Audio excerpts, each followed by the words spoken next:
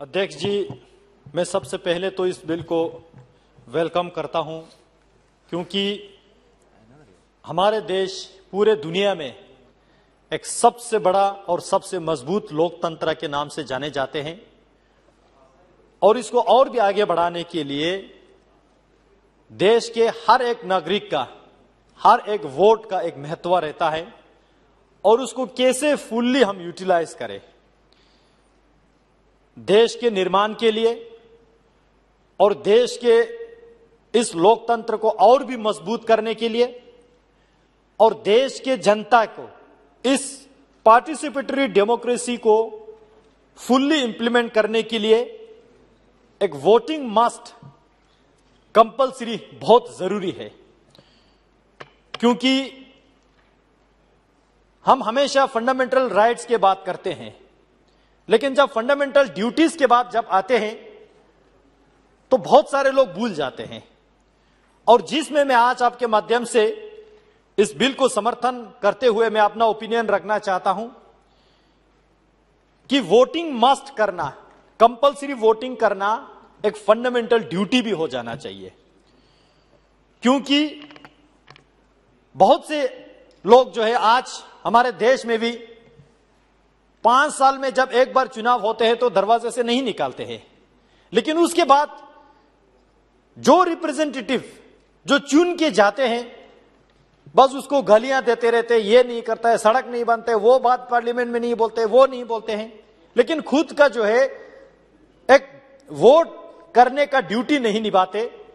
आज उनको भी ये रियलाइज करवाना बहुत जरूरी है कि देश के निर्माण के लिए आपका एक वोट जो है कितना महत्व है और इसमें डेमोक्रेसी भी है।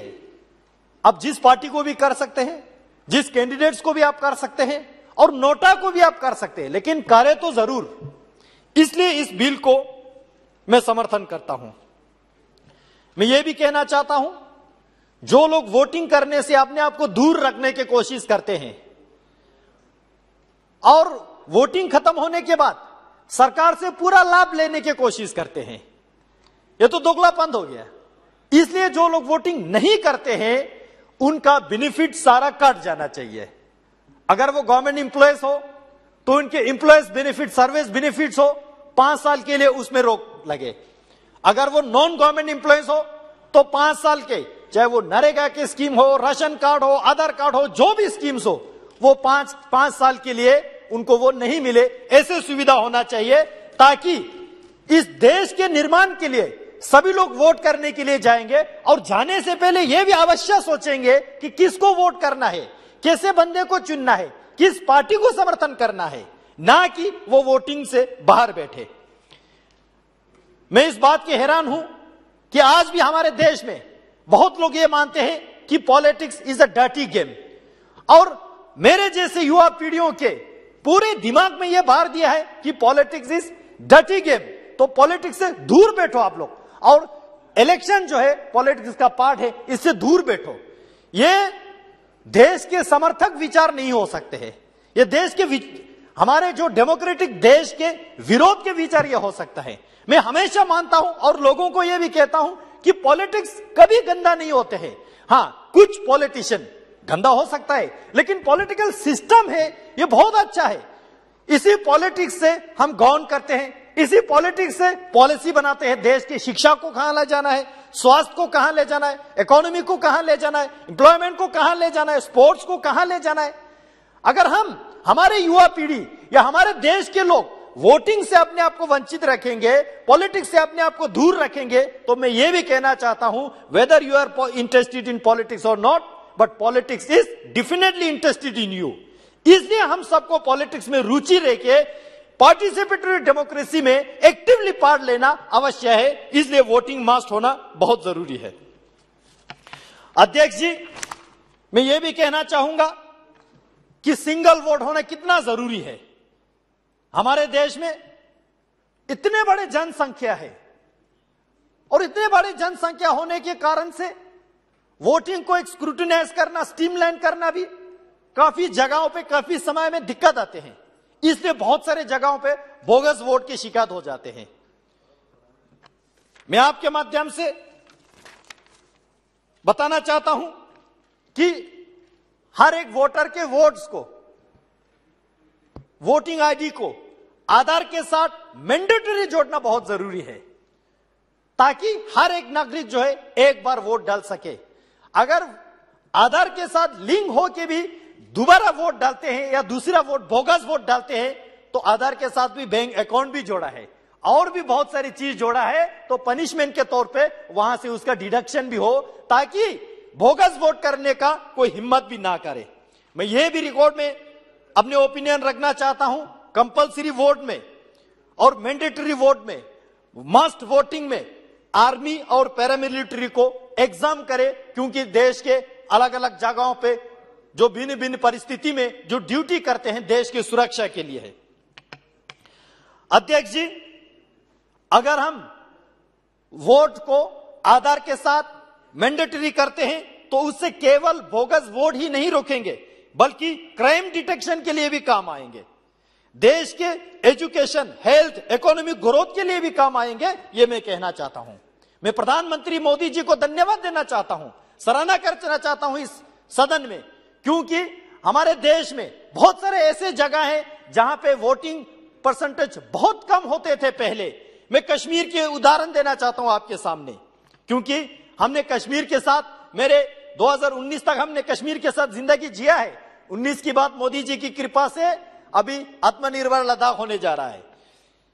अध्यक्ष जी, श्रीनगर के में अगर वोटिंग बताऊं, 2018 के पंचायत इलेक्शन में 14.5%, 2019 के पार्लियामेंट्री इलेक्शन में श्रीनगर डिस्ट्रिक्ट से 7.9% वोट होता है, 7.9%।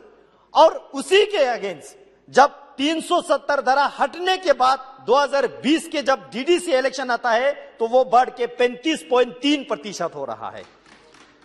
उसी तरह गंदरबल के अगर मैं जिक्र करूं, पंचायत इलेक्शन 2018 में 27.4%, पार्लियामेंट्री इलेक्शन 2019 में 17.5% और डीडीसी इलेक्शन 2020 में 17.5 से बढ़ के 44.3% हो रहा है।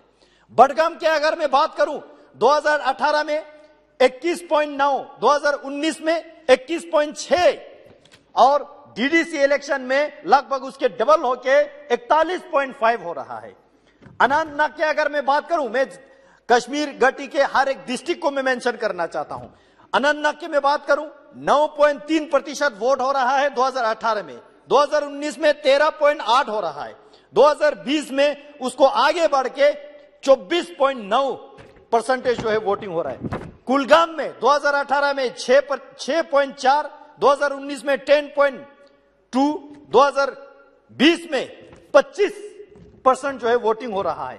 पुलवामा में 2018 में 1.1, अध्यक्ष महोदय कौन यकीन करेंगे, 1.1% वोट हो रहा है, 2019 में 1.2 हो रहा है, 2020 में उसी पुलवामा में 7.6 तक बढ़ोतरी हो रहा है। उसी तरह शोपियां की अगर बात करूं, 2019 में 3.4, 2018 में शायद शून्य हो गया, यहां पे डेटा नहीं दिया गया है, 2019 में 3.4 हो रहा है, 2020 में 15.4 जो है वोटिंग परसेंटेज बढ़ रहा है। यह सारा धारा 370 हटने के बाद जो है वोटिंग परसेंटेज बढ़ रहा है।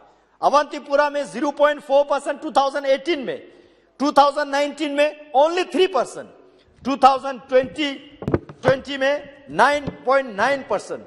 उसी तरह बारामूला में 2018 का है 31.6%, 2020 में 45.2%। उसी तरह कुपवारा में 49.7% 2019 में और 2020 में 49.8%। हंडवारा में 51.1% जो है 2019 में, 20 में 54.9%। इतने आगे बढ़ रहा है। बंडीपोरा में 32% से 55.6% 2019-20 का डेटा है। सोपोर में सर 2019 में 7.6%, 2020 में 23.8%। यह सारा जो है धारा 370 हटने के बाद कश्मीर घाटी में लोकतंत्र मजबूत हो रहा है, बहुत मजबूत हो रहा है।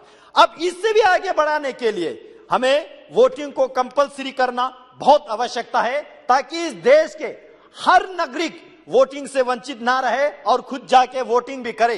अध्यक्ष जी, मैं साथ में आपके माध्यम से मैं ये भी ध्यान में लाना चाहता हूं, बहुत सारे जानबूझ के वोट करने के लिए नहीं जाते हैं, अलग अलग विचारधारा के कारण से, अलग अलग परिस्थिति के कारण से, लेकिन कुछ लोग हैं जो जा नहीं सकते, उनको फैसिलिटीज हम कैसे प्रोवाइड करें। मैं लद्दाख से आता हूं, लद्दाख में हायर एजुकेशन के इंस्टीट्यूशन ठीक नहीं होने के कारण से लद्दाख के बहुत से युवा पीढ़ी जो है अलग अलग देश के कोने में पढ़ते हैं। यहां हमारे महाराष्ट्र से बेटे हैं, महाराष्ट्र में भी लद्दाख के स्टूडेंट्स पढ़ते हैं, चंडीगढ़ में पढ़ते हैं, दिल्ली में पढ़ते हैं, जम्मू में पढ़ते हैं, देश के विभिन्न भागों में पढ़ते हैं। उसी तरह यहां पे मान्य किरण जी भी बेटे, नॉर्थ ईस्ट के बहुत सारे स्टूडेंट दिल्ली में पढ़ते हैं। अब वोटिंग के टाइम पे वो सारा इधर उधर नहीं जा सकते, इकोनॉमिक कारण होते हैं, ट्रेवल एक्सपेंसेस होते हैं, इसलिए उनको कैसे फैसिलिटेट किया जाए ये भी एक सोचने की आवश्यकता है।